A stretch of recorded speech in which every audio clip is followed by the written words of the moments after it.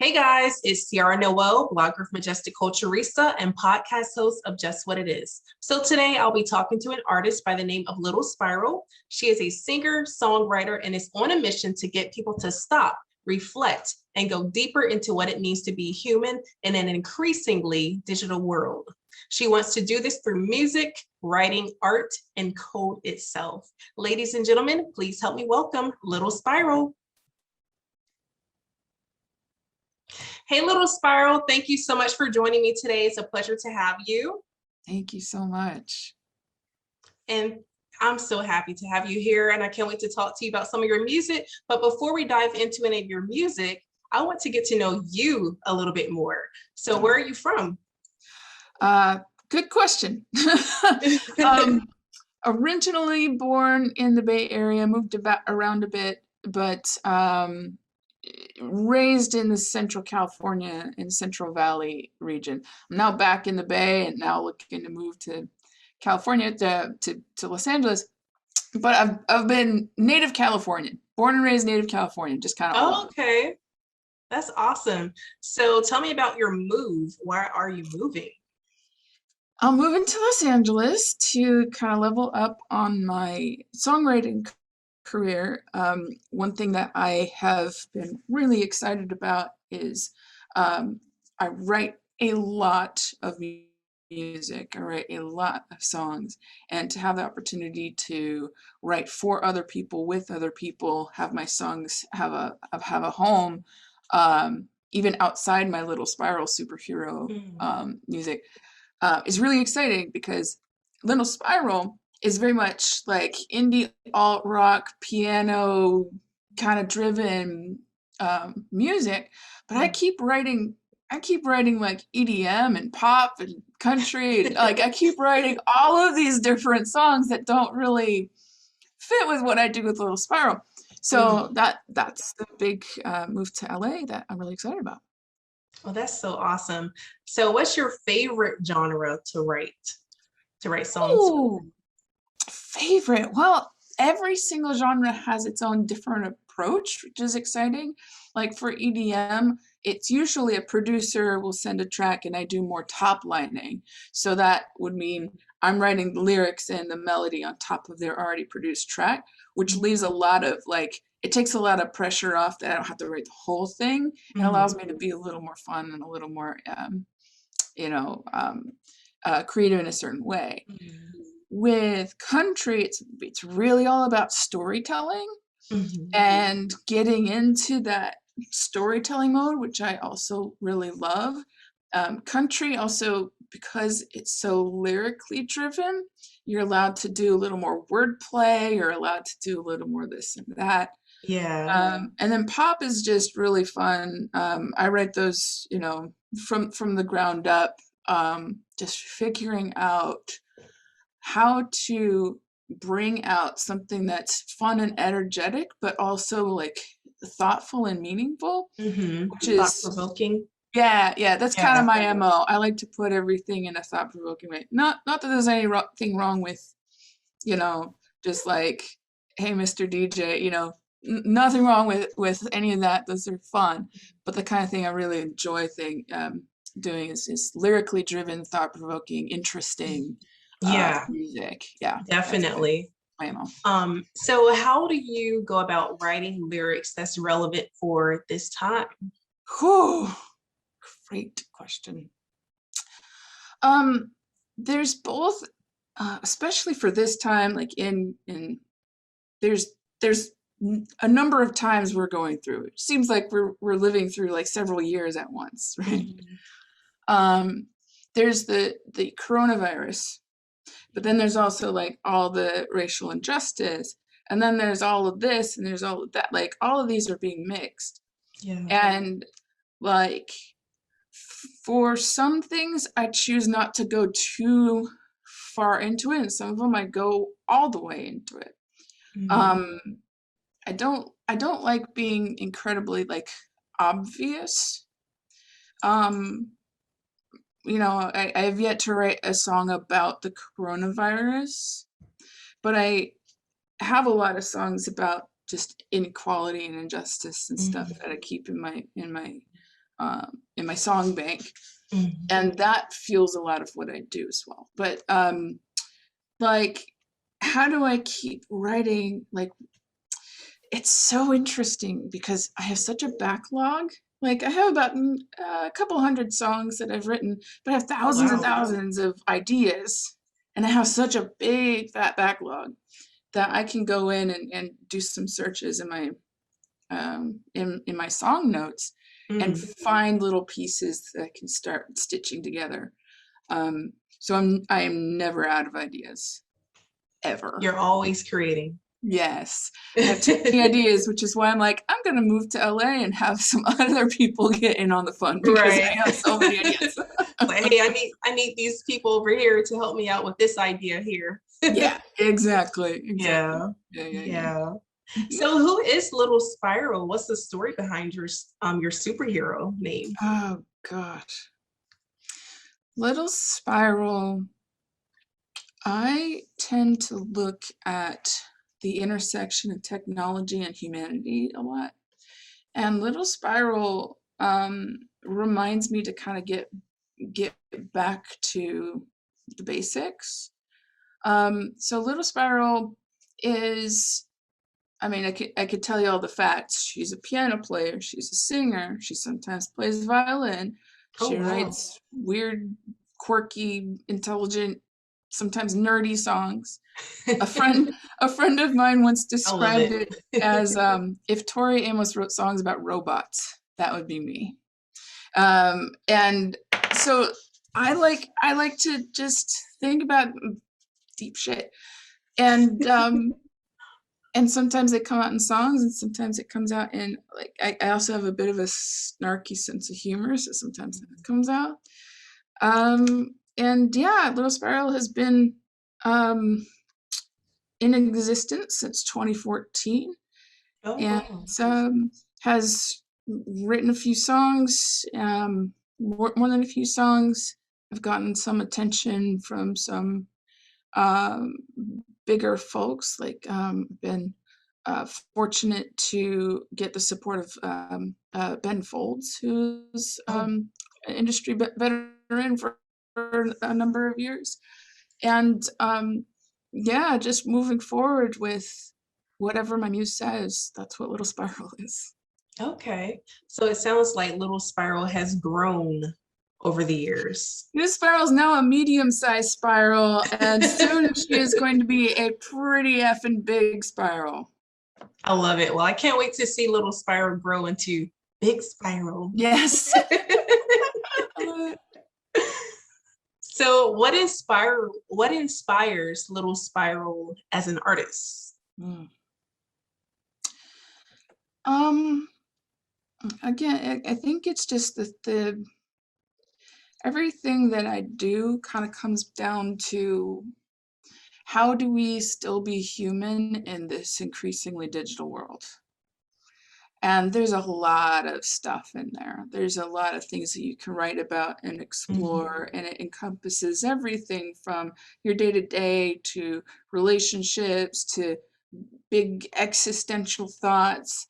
I Mhm. think the reason I like the spiral image is because you can zoom in and it's still a spiral. But you Mm. can zoom out and out and out and out and out, and it's still a spiral. Mm. So I I kind of see like that. the big and the small. Like I'll write about the small stuff, but I'll write it's really more. If I do write about really small stuff, it's more of a reflection of the bigger stuff.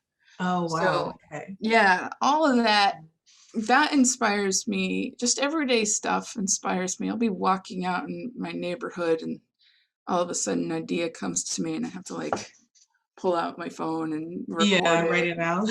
Yeah. So I can't say there's one particular place that I'm inspired from. I just absorb it all and go, if anything, it would be that's an interesting thing I just saw on the street. That's a metaphor for something bigger. Then I get Yeah. nerdy Yeah, out and yeah. I write Yeah. something.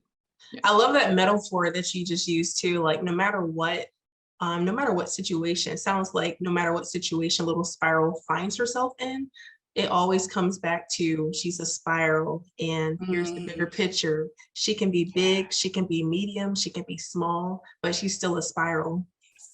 Exactly. I love Exactly that. like that. I love Cool. it. So, what inspired you to come up with concerts for introverts? Well, it did get born out of the pandemic, out of necessity.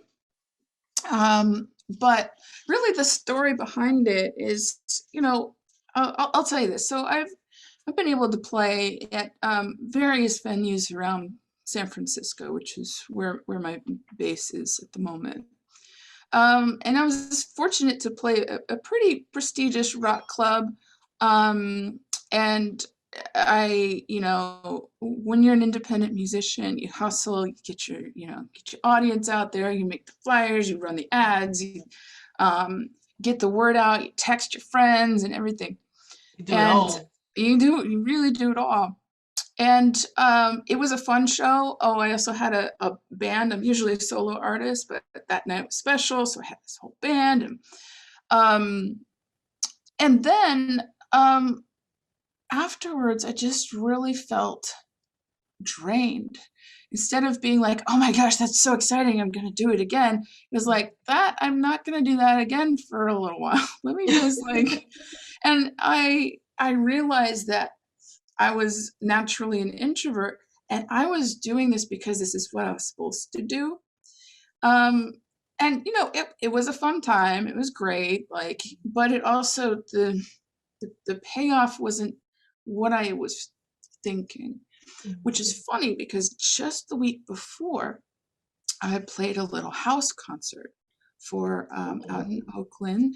There's a home that opens its doors up for monthly house concerts. It's a more intimate feel. There's maybe 20 people there, just me and a piano, and I was way more electrified.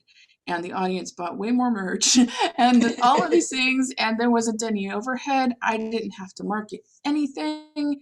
And it was just like the right fit for what I wanted to do as a musician and who I was as kind of an introvert. That Mhm. energized me. The bigger show was like big explosion, great, burned me out. Thinking really hard about okay, if I can't do live shows, then what if there was a different way to do it, instead of thinking as the digital shows as something inferior to the real thing? What if there Mhm. was a different way? Like, what if us introverts didn't really like to go out to shows in the first place? And what can we do to make a community where we can just be ourselves and not pretend that Mhm. we drinking and clubbing until 3 a.m. Which is, Yeah. again, that's fine if that's what fuels you, that's what makes you excited. It just wasn't me. And I know that other people out there were not me. Were more like me. Mhm. So I started Concerts for Introverts. It's first Sunday of every month, barring major holidays, um, where we get together over Zoom and we get to interact. And there's an international audience already. And again, it's that vibe of that house concert versus the vibe of the stadium shows, Oh, wow. the Okay. bigger shows. So we're still trying to get that vibe, and I'm actively inviting people to bring their favorite introvert activity, whether it's knitting or cooking or playing games or whatever it is. Bring that, because you couldn't do that if you're going to the film, or if you're going to the Greek, or if you're going, you can't bring your little projects. It just feels weird. Yeah. Yeah. Bust out your knitting, right? That's Yeah. nerdy. So I'm actively inviting them to do that as well, because I don't want people to get tired of Zoom, because everybody's tired of Zoom. But so I created this environment. Every month I sell these tickets, um, and I never turn anybody away for lack of funds. But also every month I release a new song, and I have a one piece of merch that only people who come to the Concerts for Introverts can buy. So it's kind of like the merch table kind of Mhm. vibe. It's exclusive, like only people who have been to the show can get it. Right. And they're all like introvert friendly things. There's like blankets and socks and journals and Oh, like things like that mugs of everything that tea. introverts love. Exactly, sweatpants. Yeah, totally. Yeah. Yeah. Hmm. I love that.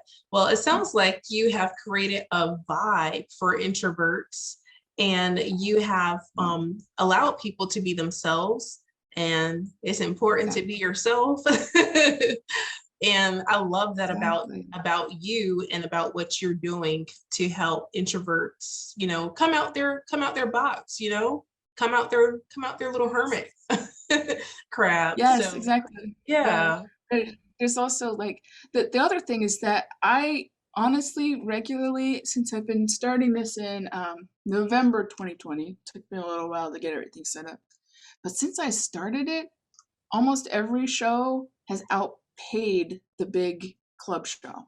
Like I Oh actually get more wow. money um, from, because they're not taking any overhead and I'm not spending all my time on like Facebook ads and things like to get people Mm-hmm. out. Mm-hmm. Plus, I'm making more merch sales, and as well as the $12 tickets, which if anybody emails me and says I can't right now, could I have a free ticket? I'm like, hell yes, here you go. Even with that, I'm still making more money than I would at a popular rock club here in San Francisco. Mhm. So you give free tickets? You give out Anybody free who tickets? asks, yep. Okay. Hmm. Well, I think that's a really great way to connect with the person and to get them to support you for the long haul because they'll remember that kindness, that act of kindness that you did for them. And then they will come back when they have it. They may have the money next time and they may want to actually purchase a ticket. So that's really great. Yeah, it's really more, especially for the concert, it's really more about the vibe and the connections. And Mhm. I want to have enough people there that are the right people who want to be there. Yeah, yeah, yeah. Yeah, it's definitely about finding your audience. Exactly. Exactly. Right.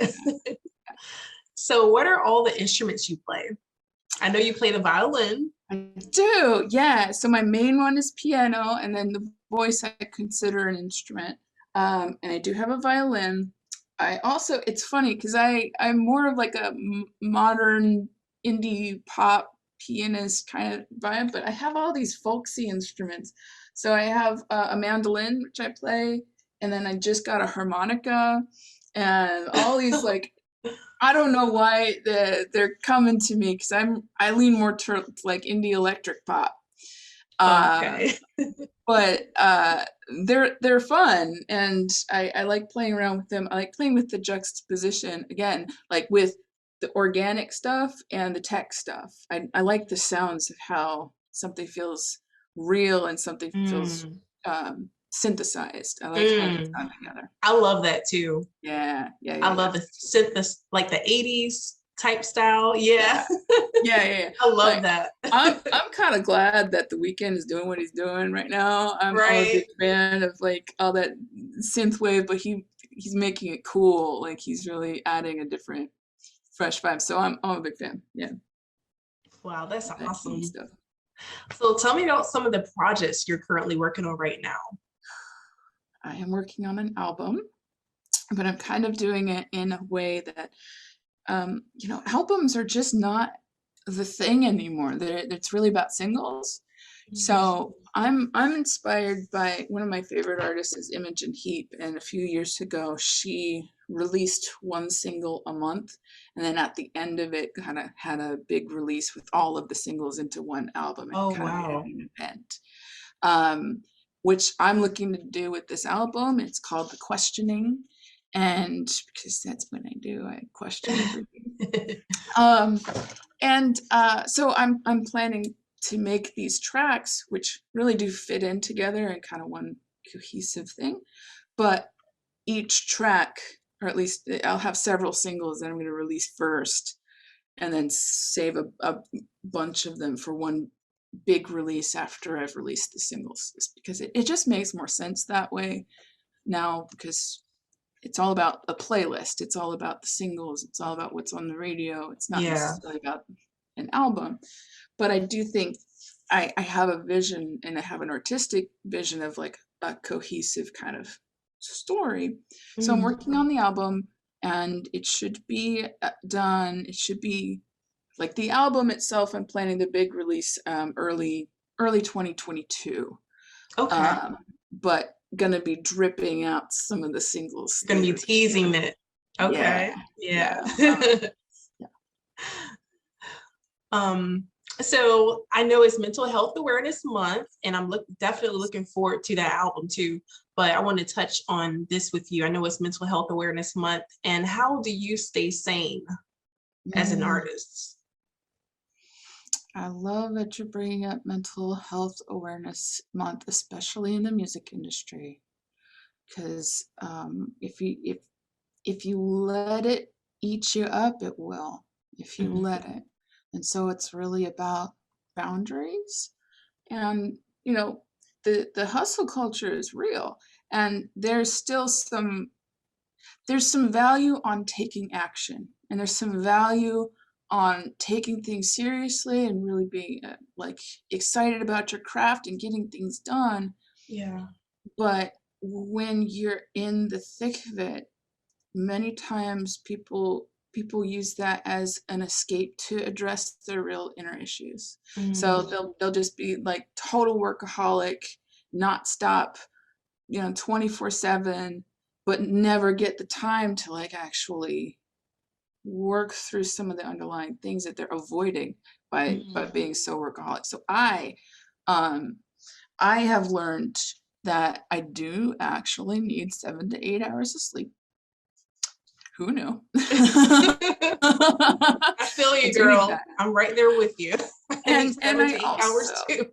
Yeah. And I also, one thing that has been big for me, because again, I'm kind of tech geek nerd thing, and it's still hard. Like I'm still feeling like some anxiety around it, but I no longer respond immediately to every text and every message and every ping. And I feel weird like saying that. And also I don't regret it, because I was like super on, like it was not a reflection of my professionalism. It was more of a reflection of my anxiety on having to control like everything and every little thing. Yeah. And again, it's like I'm sleeping and I am not 100% attached to my phone all of the time. So if and maybe this move to LA is going to change all that. But I'm really clear that if some hot the hot producer of the moment texts me at 3 a.m. saying, come down to the studio or else I'll pick somebody else, I'm gonna have them pick somebody else. Yeah. And that's hard to say, and that's hard to like really stand my ground in that. But I need sleep. Yeah. And I can't be attached to the phone 100% at the time, because it was really affecting my mental health. So, and that's again, it's a hard stand. It's a hard thing to say out loud, because all of a sudden, like producers who might be listening to that, all right, she's off the list, done. But it's true. Like I know what I need, and I need those things.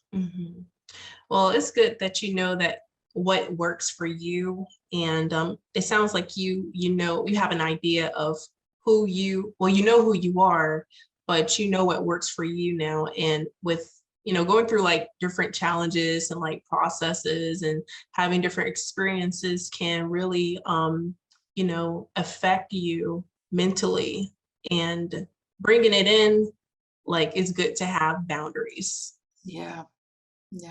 Boundaries. Yeah, exactly. So how do you get creatively unstuck, if you are? Great question, because it's one of those things that I don't necessarily. How should I word this? Because I do have all of the ideas. Where I get stuck is the finishing. I have so many ideas, so many creative ideas. Which ones do I pick and finish? And that's where I sometimes get stuck. So for me, accountability is huge and collaboration is huge. So if I've got an idea and I know that there's something there, and I know that out of the whole menu of ideas, tonight I want to pick that thing off of the menu.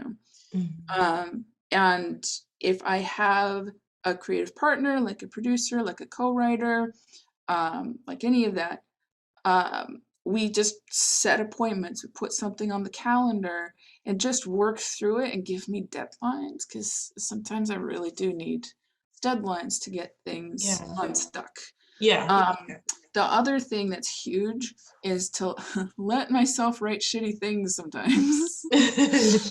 Like really, if I'm feeling creatively unstuck, or if I actually helped a friend with this as well. I just was like, write the shittiest song you've ever written in your life. Go. You've got 15 minutes. Go. And all of a sudden, and what I've did, I also do songwriting classes, and this is one of the first exercises that I lead students through. Oh, nice. And surprisingly, almost every time somebody in the class is like, actually, writing a shitty song is really hard. And when I just got all of the stuff out of my head and started writing, I started writing a kind of good song that I kind of like. You know, and one student was like, I haven't written a song in 10 years, and all you had to do was say, write a shitty song in 15 minutes. And I wrote a song, and I like it. And I actually like it. It's not bad. Yeah, it is actually hard. We have a nice long discussion about what makes a crappy song. And of course, everything is subjective, but it's actually hard to make an objectively terrible song that everybody hates. And even those songs out there that everybody hates, and like, who cares? Like, you wrote a song, like, you didn't commit murder, like, you just wrote a song. So being really comfortable with saying, you know, I do have hundreds of songs that I've written, 70 of which are any good. But you know, like, out of those 70 songs that you don't think are good, someone else may think that they're actually good. And those are ideas that you have, that you are writing down to create the song that may become a hit one day. Yeah, exactly. And you know, like, I like to have more deep, meaningful lyrics, and sometimes I write songs that are just, you know, typical love songs, whatever. And sometimes those still resonate more than the intellectual stuff. And that's also why I'm planning on moving to LA, because I do think some of these songs that are not a fit, it's not whether it's good or bad. I think some of these songs that just aren't, you know, the high-minded intellectual stuff that Little Spiral goes after, some of these songs are actually pretty good and could change somebody's life, actually. Even if it was just a schmaltzy love song. But sometimes schmaltzy love songs just like really hit at the heart, and they can change somebody's outlook. And so I really love the power of music, even if it's like not to a, you know, even if it's not going to win awards, if it changes somebody's life, then that's amazing. Yeah, that is amazing. So what is a song that you feel like has changed your life? My own or somebody else's? Well, yours. Yeah. I have a song called Mathematics. I'm gonna actually. Can you hear this? Okay. I'm just gonna play a little passage. It goes like this. Oh wow. What? It's not words, just like a number everywhere and nowhere. There's a bunch more, but it gets really. really frenetic and crazy, and anytime I play it to somebody, like it kind of start dropping. And that's one of my favorite songs. It's got the most energy around it. I'm really excited about it. Yeah, I'm It's definitely feeling that energy. coming out on the album. So Keep I'm that like, energy woo! coming, girl. Yes, yeah. Good So vibe. I showed that one to Ben Folds, and he was like, are you crazy? Like, you're good. And I'm Yeah, like, that was good. when he says I'm good, that immediately, like, I know you're not supposed to look for external validation, but sometimes it's nice when somebody you really admire, a songwriter you really admire, is like, oh, that's good. And it gives that sense of confidence of like, It really does. yeah. Yeah. Yeah. So that song definitely changed my life, especially when he listened to it and it was like, holy shit, girl. Like, You have that's, talent. yeah, thank you. Talente. Thank you. Yeah. Yes, I was listening to it, was like, do. My vibe just went up. Seriously? Yeah, my vibe just went up. It's like, do. My vibe goes up every time I Like an play that elevator. song. Yeah, absolutely. Well, when is your album coming out? You said in 2022? Early 2022. Early 2022. Okay. So definitely be on the lookout for that. And are you on Spotify? I am. So I've got a 5-song EP that's out on Spotify. If you look up Little Spiral. You can also get some more like behind the scenes story, like some stories behind the songs and some extra goodies. I got a couple of songs that I've released but haven't put on Spotify. It's only for people who subscribe for my email list. Oh, So you can get that for free at freemusic.littlespiral.com. okay. All right. Well, I'll definitely be subscribing to you on what is your website called? Patreon. Oh yeah, so that one is also patreon.com/littlespiral. That is my Song of the Month club. So that's a paid, like, come get the free music first, and then if Okay. you want to, if you got a dollar or two a month to support, I'd love to see you in the Song of the Month club. I release a new song, or a new demo. I'm going to call it a demo because it's just demo. I release a new demo every month with one of my songs, and part of the Concerts for Introverts is kind of celebrating that release. Right. So Okay. yeah, come join me. I would love to. And guys, please check out Little Spiral. Go on patreon.com and join the club. You may find it very interesting. Yes, yeah, patreon.com/littlespiral. All right. Well, and that's a wrap. Thank you so much, Little Spiral, for entertaining us today. And thank you guys for watching. Bye. Thank you.